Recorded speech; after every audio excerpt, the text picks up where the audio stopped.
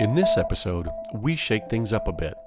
As has been the format to this point, I have taken each of Bob's verse references individually, dissecting in microscopic manner the original contexts of these passages he uses to support his assertion that the Bible is true because of fulfilled prophecy. As Bob builds his case, he takes a number of so-called proofs from Psalm 22. So it is in this episode that we take on all of those assertions at once, saving us all time and needless prolonged aggravation. Regarding Psalm 22, Bob has claimed, "It was prophesied in Psalm 22:16 that the Messiah would be pierced through his hands and his feet. Psalm 22:7 prophesied that he would be snared and mocked, which he was. Psalm 22:17 and 18 says soldiers would gamble for the Messiah's clothing, which we see that they did in Matthew 27. Psalm 22:1 says he would be forsaken by God, which of course in Matthew 27:46. Eyewitnesses attest that Jesus said, my God, why have you forsaken me?" And again, I'm giving you prophecies that were written hundreds of years before the historic Jesus even came along. Unfortunately for Bob Dutko, Psalm 22 was not written about a future Messiah, and the author of Matthew was hardly an eyewitness to the events written about in his Gospel, which we have already discussed in several earlier episodes. So it should come as no surprise to anyone that we have here again a case of the apologist taking the Hebrew Scriptures out of context. Psalm 22 is not a prophecy, but instead a song of lament, in which the author refers to himself not as the rejected Messiah, but as a worm and as the most despicable of the people. There is nothing in the New Testament to suggest Jesus ever viewed himself in such a manner, and certainly none of the Gospel authors wrote of him as a worm or the most despicable of people. The author of the psalm is calling to be rescued from death, not to carry out an assignment to die as atonement for the world's sins. Even so, the death from which the psalmist wishes to be rescued is death by a sword or axe, not crucifixion. Some Bible commentators believe the psalm was meant to be in reference to a king, suggesting it was used in the setting of the rite of an annual festival, while others suggest the psalm was meant to identify a more common person, suffering from illness and near to death. Were it to have been originally intended to be in reference to a king, however, the entire nation of Israel could be included, as he was their representative. Allusions of exile or of Assyrian or Babylonian armies encircling the people can easily be envisioned from the text. Regardless, the psalm is written from the perspective of a very mortal human being, and not that of an eternal, supernatural entity. Verses 9 and 10 of the psalm make this abundantly clear as the speaker addresses God. "You brought me out of the womb. You made me trust in you, even at my mother's breast. From birth I was cast on you. From my mother's womb you have been my God." Strange words if they were meant to refer to a God incarnate. Bob refers specifically to verse 16 of Psalm 22, which describes the psalmist as having been pierced through his hands and feet, asserting this is a prophecy of Christ's crucifixion on the cross. The Hebrew word translated as pierced in many English versions of the text is kara, and generally means to dig, excavate, or dig through. However, the word appears with the Hebrew ari, which translates as lion. Therefore, what is actually in the text is a phrase which appears to refer in some sense to a lion. Thus, the Masoretic text, which most scholars contend is closest to the original texts, translates the Hebrew as, "Like a lion, my hands and my feet."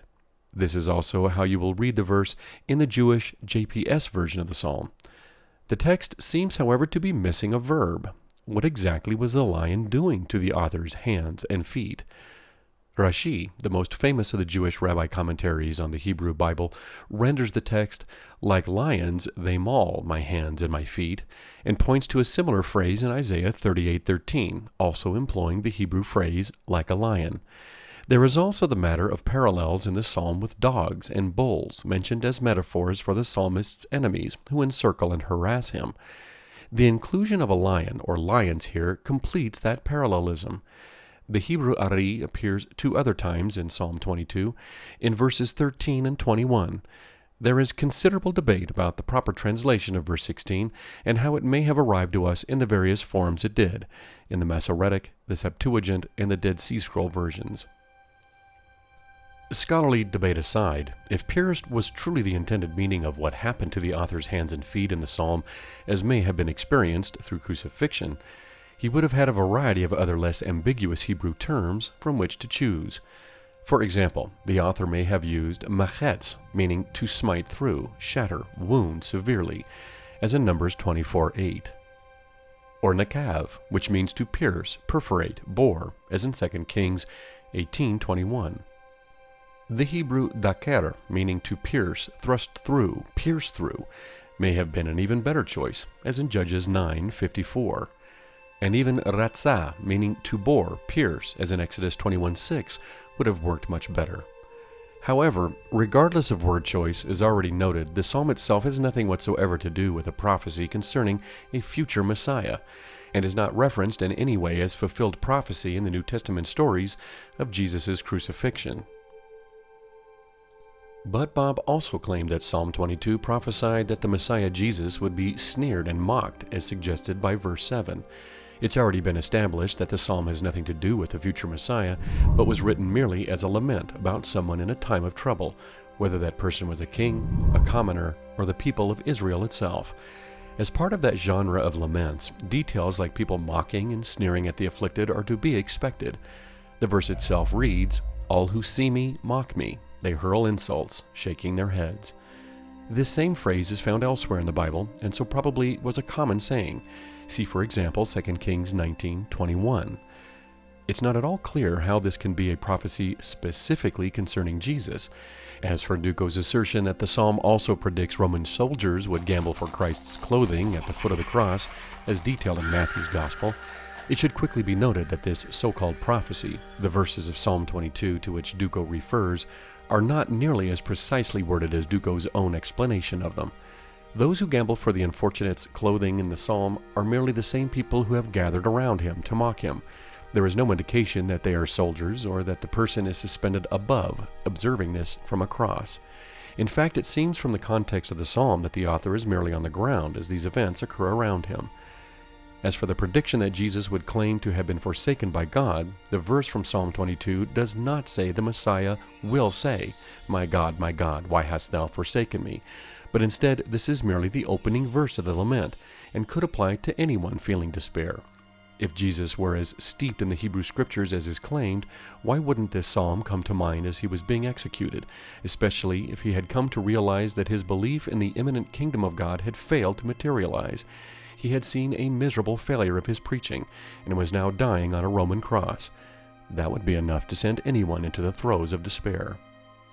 With it in mind that Psalm 22 is a song of lament, it could apply to just about anyone suffering from unfortunate circumstances. It needn't, in even the most remote sense, be a prophecy specifically about Jesus. The two criminals said to be crucified on either side of Jesus were equally pierced. As common criminals who likely preyed upon others, they undoubtedly were mocked and insulted by those witnessing their execution. And if soldiers were gambling for Jesus' clothing, why were they not also including those from the other two crucified along with him? Indeed, how is being pierced, mocked, and having your belongings confiscated not applicable to the thousands upon thousands of others similarly crucified by the Romans over the years? There certainly is nothing unusual about Jesus' time and mode of death, that these details from Psalm 22 could only apply to him. Funding for this program was provided in part by the generous contributions of viewers like you via Patreon. Consider joining them at www.patreon.com/Bible Skeptic. Thank you.